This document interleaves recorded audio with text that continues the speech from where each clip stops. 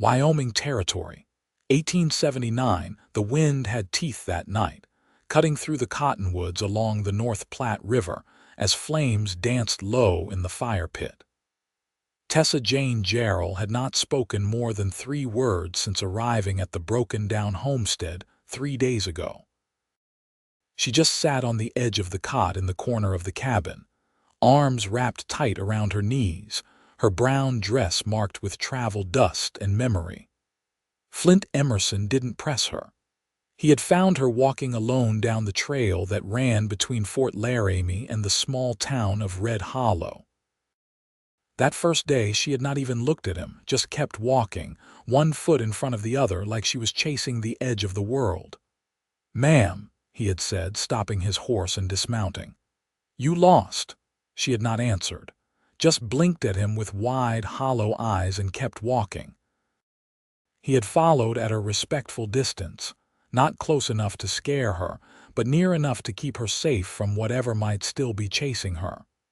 She did not speak, but she did not run. Now, 3 nights in, Flint sat on a stool by the fire, his hat resting on his knee, the crackling wood the only sound between them. He never touched her, never crossed that invisible line she had drawn just by the way she curled into herself. He just sat close. The first night she had flinched whenever he moved. The second night she had eaten from the plate of beans and cornbread he left by her cot. The third night now she had watched him from under her lashes while he tuned the strings of his fiddle. He did not play it, just tuned it. Let the notes hum soft and low, like a voice trying not to wake a sleeping child. The only other sound was the wind and the soft sighs from the 2 children asleep in the corner, Zadie and Zeke. Flint had learned their names from the girl when he first found them a mile down the trail from where he had found Tessa. She had left them wrapped in a quilt beneath a cedar tree, with a canteen and a slice of stale bread between them. She had not abandoned them out of cruelty. Flint could see that plain. She had not known what else to do. "Zadie's 6, she had whispered that first day, eyes on the horizon. "Zeke's 3, he don't like loud noises." That was all she said. She never told him where the children's father was. Flint did not ask. The cabin had once belonged to a trapper friend of Flint's, long since dead. It was dry, and the roof only leaked in one place. That was enough. Each night after the children were put to bed, Flint would sit by the fire and let Tessa have her silence. She stayed on the cot, back to the wall, eyes wide until sleep pulled her under. Tonight she spoke. "My husband died last winter," she said quietly. "Snow came early, he went out to chop wood and never came back." Flint stayed still. "He was not a cruel man," she added, her voice rough. "But after he died, his brother came, said he would take care of us, but he lied." A long silence fell. "I tried to leave twice before," she said. "He always found us." Now Flint turned his head to look at her slowly. Her face was pale in the firelight, but her eyes were steady, full of something heavier than fear. "I will not let him find you again," he said. Tessa looked at him for a long time. "You do not know what he's capable of." "I know what I am capable of," Flint said. She didn't answer. But when she lay down that night, she didn't curl into herself so tightly. The next morning, Flint saddled his horse before sunrise. "I'm riding to Red Hollow," he said. "Need supplies." Tessa stood in the doorway, arms crossed, wind tugging at her dark hair. "Do you want anything?" he asked. She hesitated. "Sugar, if it's not too dear." He nodded. When he returned, the children were playing in the dirt behind the cabin, and Tessa was boiling water on the stove. "I bought licorice for Zeke," Flint said as he handed her the bundle. He was looking at it through the window like it was gold. Tessa's eyes filled with tears, but she blinked them back. "Thank you." That night she sat closer to the fire, still not close enough to touch, but no longer pressed to the shadows. The next 2 days passed slow, but steady. The children grew louder, laughing more. Tessa started brushing out Zadie's hair in the mornings, humming under her breath. She still flinched at loud sounds. She still froze when a hawk cried overhead, but she no longer avoided Flint's eyes when he spoke to her.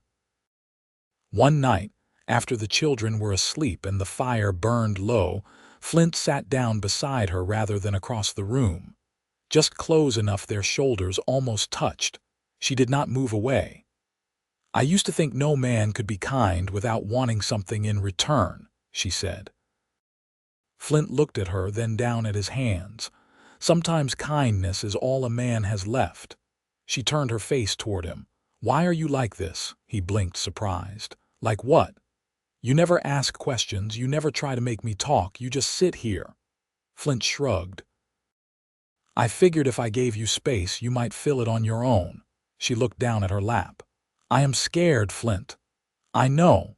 The wind shook the shutters and Zeke stirred in his sleep. "But I do not want to be scared forever," she whispered. Flint did not speak. He just stayed beside her, steady and quiet. Another week passed, and then another. She started to smile when he walked in with firewood. She handed him a cup of coffee before he asked. She braided Zadie's hair with ribbon Flint had brought from town. And one night she sat beside him at the fire and reached for his hand. He did not move, just let her hold it. "I am not scared anymore," she said, her voice low.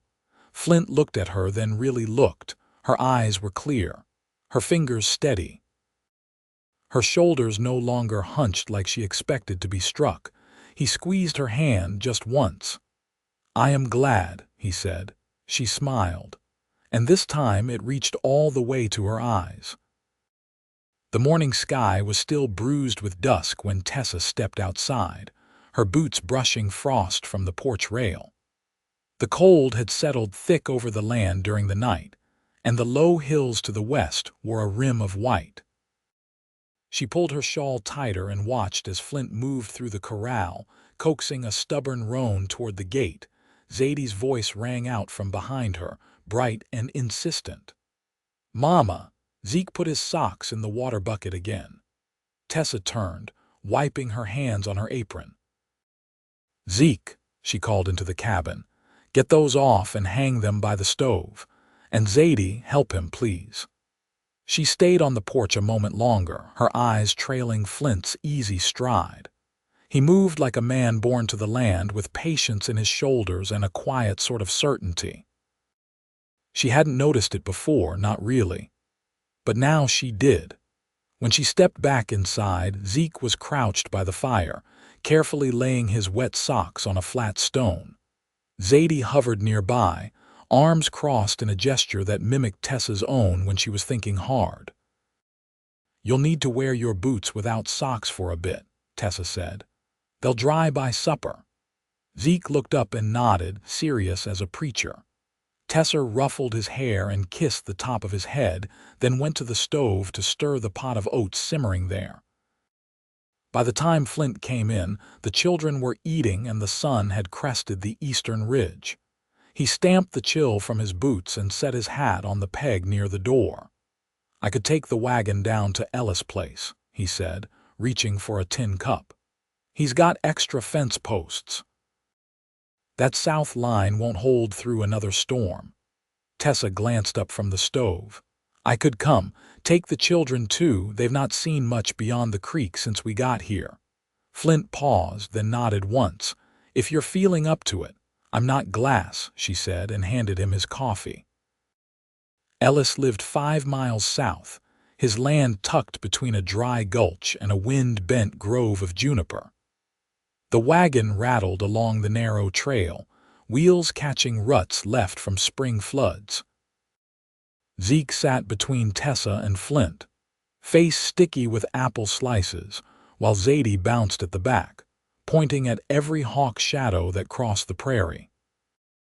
At Ellis' place, they loaded the posts while the children chased chickens and Tessa stood talking with Ellis' wife, a round-faced woman with a laugh like creek water over stone. Flint watched her from the wagon bed, the way she touched her braid when she laughed, the way her shoulders no longer curved inward. "You're quiet," Tessa said later as they started back. Zeke had fallen asleep against her side. Thinking, Flint said. About what? He didn't answer right away. The wind had picked up and the grass bent like it had something to say. Flint kept his eyes on the trail. You carry yourself different now, he said. Tessa looked down at her hands. I feel different, he nodded. That's good.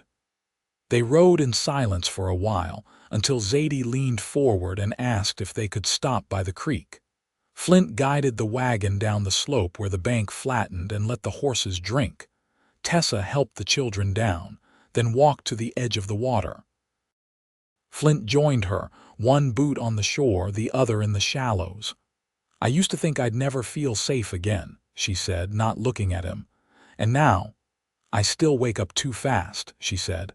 Still listen for footsteps that aren't there. But it's quieter inside me, if that makes sense. It does. She turned to face him. That quiet's got something to do with you. Flint looked down at the water. I didn't do much. You gave me space, she said. And the room to come back to myself. Zeke called her name and she turned, waving him toward the wagon. When she looked back, Flint hadn't moved. You'll stay, she said. It wasn't a question. He met her eyes. I'm not going anywhere. Back at the cabin, Tessa lit a candle while Flint brought in the last of the posts. The children had fallen asleep on the floor, curled in a patchwork quilt. Tessa tucked them in, then joined Flint by the fire. She sat beside him, not touching, but close enough to feel the warmth of his arm. The logs snapped softly and the wind had quieted. I used to think no man could be good without wanting to own something, she said. Flint didn't speak. But you're not that kind, she said. He looked at her then, steady. What kind am I? The kind who waits. She shifted closer so their arms brushed. He didn't move, just let her be near. I'm not scared anymore, she said. Flint reached for her hand. He held it, slow and sure, like it wasn't something to take, but something offered. The ground unfroze by the second week of April.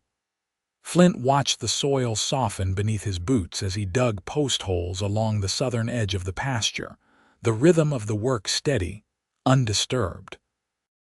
Each strike of the auger into damp earth sent a tremor up his arms, but he welcomed the strain, something honest in it, something that kept his thoughts anchored. Tessa came out just before midday with a lard biscuit wrapped in cloth and a tin mug of coffee. She didn't speak, just passed him the bundle and leaned against the fence rail, sleeves rolled to her elbows. Her hair was held back with a strip of muslin, cheeks flushed not with fear now but from sun and wind. You always work quiet, she asked, eyes on the rows he'd marked with stakes. Don't see the point in talking to the dirt, he said. She gave a short nod, not quite a laugh. I like it quiet, too. He chewed the biscuit with deliberate slowness, eyes on the distant ridge where the cottonwoods were starting to show their first green. Tessa stood close enough that he could hear the faint shift of her weight in the grass. I've been thinking, she said. Flint set the mug down on a flat rock. That dangerous. Not if I do it slow. He turned then, waiting. I want to start keeping chickens, she said. Maybe trade eggs come summer. Zadie's old enough to gather them. Zeke likes being near the animals, he nodded. There's a coop behind the shed, needs repairs, but it's still standing. I know. I already cleared it out. She didn't meet his eyes as she said it, but there was a steadiness in her voice that wasn't there weeks ago. Flint brushed dirt from his hands. You want me to cut new slats for the nesting boxes. If you've time. I've time. They stood like that a while, the wind tugging at her skirt, his shoulders easing without him realizing it. That night, after the children had been put to bed and the kettle had cooled on the stove, Tessa brought out a length of calico and began stitching by lantern light. Flint sat at the table, whittling a fence peg smooth, his knife glinting with each slow turn. I never got to finish the baby quilt I started for Zeke, she said, eyes on her stitches. We had to leave before it was done. I packed it anyway, thought maybe. I don't know. Maybe finishing it would feel like something whole. Flint didn't answer right away. The knife moved in steady motions, the wood curling away like paper. "You think about going east?" he asked. "No," she said. "Nothing back there but graves and silence." He nodded, setting the peg aside. "West, then?" She looked up. "I think I could stop here." The lantern light made her eyes look darker, softer. Flint leaned back in the chair, letting her words settle between them. "You'd be welcome." "I know." She lowered her stitching. "You ever been married?" "No." "Why not?" Flint looked toward the window where the moon silvered the tops of the trees. "Didn't have much to offer. Not the kind of man most women wait on." "I'm not most women." "No," he said. "You're not." She folded the fabric, fingers lingering over the seams.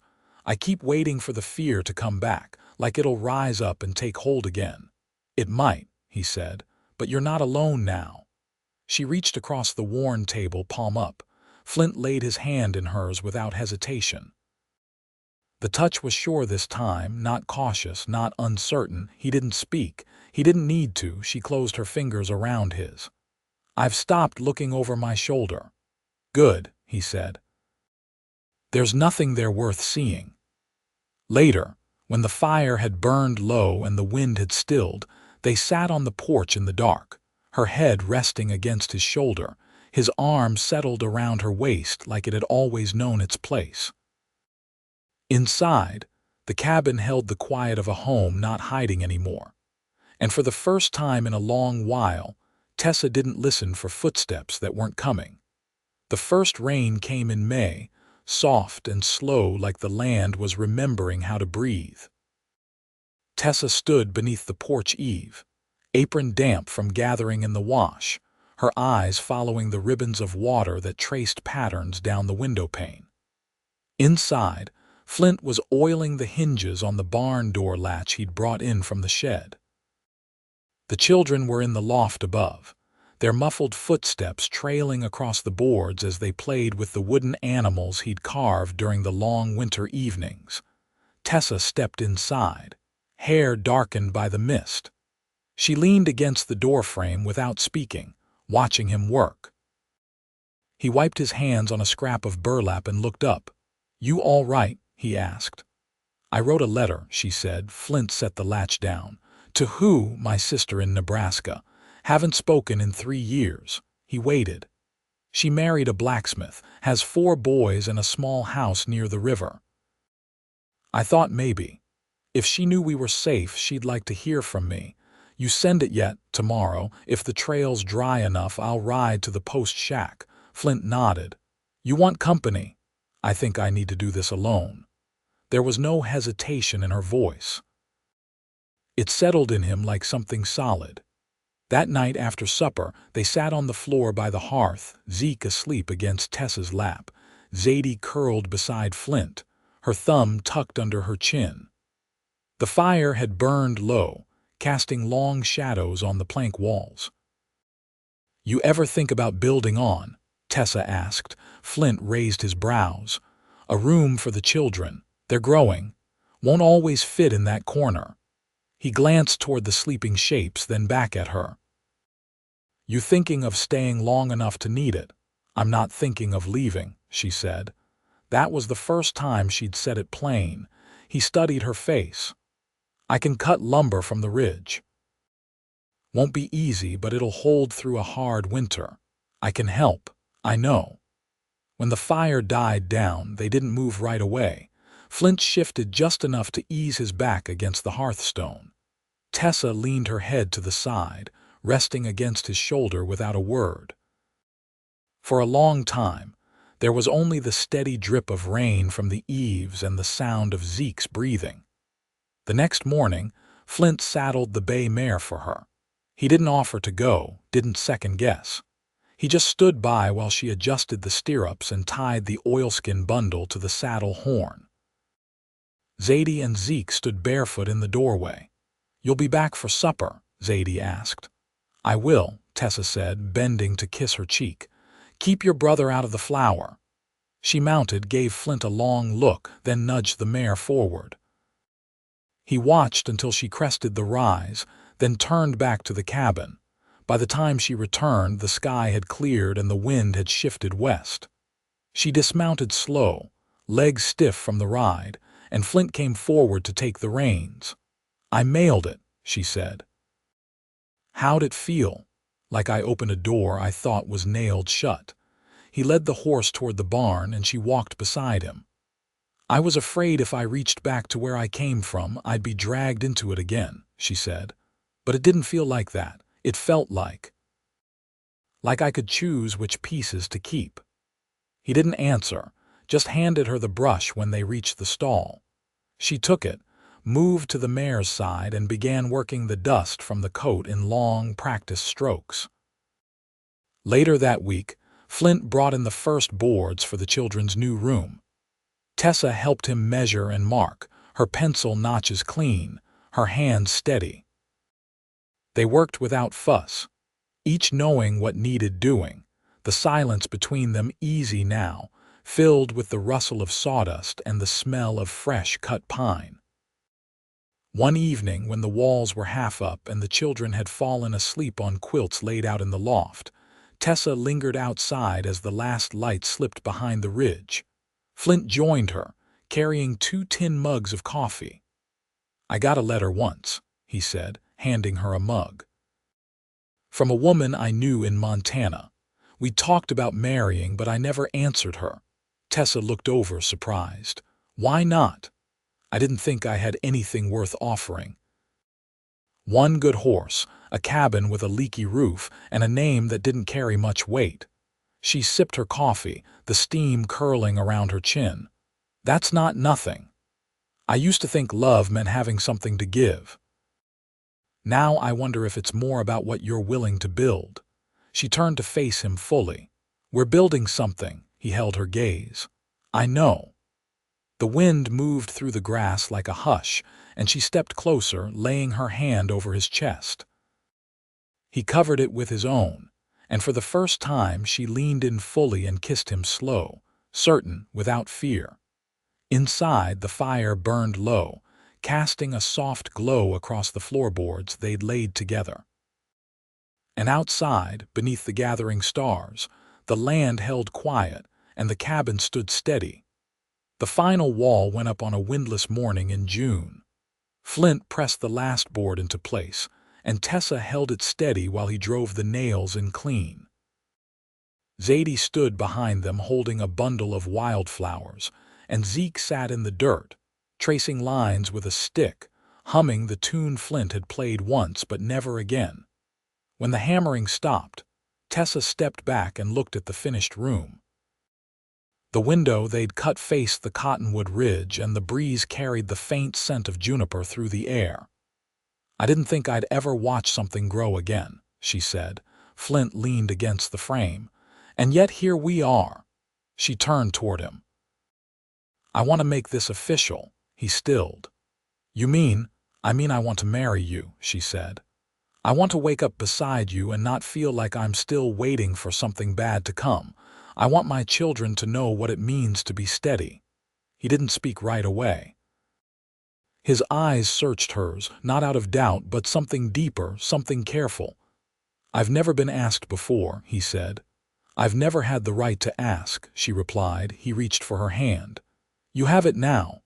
And yes, Tessa Jane, I'll marry you." Zadie dropped the flowers and ran to them, laughing.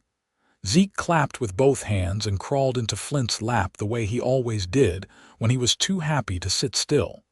They married under the red-tailed sky 4 days later. Reverend Langston came from Red Hollow with a Bible tucked beneath his coat and a voice that cracked when he prayed. The children stood beside them barefoot in their Sunday best, and Ellis brought fresh bread and a jar of pickled beets as a gift. Tessa wore a dress made from blue calico she'd kept folded at the bottom of her chest. She'd stitched the hem while the children napped, and Flint had carved her a ring from the bone of a steer that didn't survive the winter. He slid it onto her finger with hands that didn't shake. After the guests rode off and the sun went to rest behind the ridge, they sat on the porch, bare feet touching, her head resting against his arm. "You miss who you were before?" she asked. He shook his head slowly. "I only miss the time I lost not knowing you." She turned toward him. "You don't carry what I carry. I carry you," he said. "That's enough." There was no wind that night, no fear, no looking behind. In the months that followed, they planted squash and beans in the cleared patch behind the barn. The chickens laid well, and Zadie traded eggs for sewing needles and paper at the store. Zeke grew taller, and Flint built him a stool so he could reach the pump without help. Tessa wrote to her sister again in the fall, and this time received a reply. It was short, but kind, and included a pressed cornflower between the folds. Flint put a second window in the children's room before the snow came. Tessa filled the sill with dried herbs and pine cones. The house smelled of sage and bread most days, and the sounds inside were only of living mending, laughter, the creak of floorboards under familiar feet. One evening, as the sky turned to coal and the first snow began to fall, Tessa stood in the doorway, watching Flint brush sawdust from his coat. "You know," she said, "there was a time when I thought I'd never be touched again without fear." He stepped close. "And now," she took his hand and placed it against her cheek, "now I only feel warm." He kissed her then, soft and certain, the kind of kiss built not from want but from knowing. When they pulled apart, she rested her forehead against his. "Home," she whispered. It was not a word she'd used before, not even when she first stepped into the cabin, not even after the children began to laugh again. But now it fit. The fire crackled behind them. The snow whispered against the windows. They stepped inside together, the door closing quiet on the world outside. Years later, the children grew into their own lives, Zadie with needle and thread, Zeke with clever hands and a gift for making things work. They stayed close, came home often, sat on the same porch with their own children, listening to Flint's fiddle and Tessa's stories. The house stood solid through every season, and the land grew gentler beneath their care. And in the evenings, when the work was done and the light softened through the trees, Flint and Tessa sat side by side, hands clasped, hearts full not with the life they'd lost, but with the one they had built together, slow and whole and true.